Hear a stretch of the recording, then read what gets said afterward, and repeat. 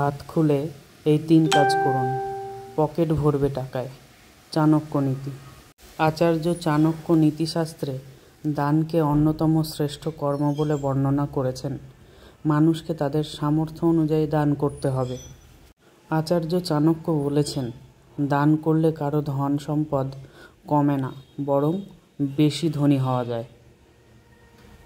আচার্য চাণক্যের মতে অর্থ সম্পর্কিত অভাবী এবং দরিদ্রদের সর্বদা সাহায্য করা উচিত।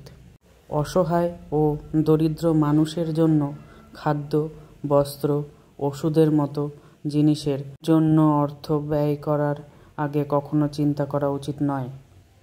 আচার্য চাণক্যের মতে ধর্মীয় কাজে অর্থ ব্যয় করার আগে 2 বার চিন্তা করা উচিত নয়। যে ব্যক্তি ধর্মীয় কাজে অর্থ ব্যয় করে সে সর্বদা ধনী থাকে, এমন ব্যক্তির জীবনে সুখ থাকে। আচার্য চাণক্যের মতে সমাজসেবামূলক কাজেও অর্থ ব্যয় করার ক্ষেত্রে ব্যক্তিকে কখনোই কৃপণ হওয়া উচিত নয়।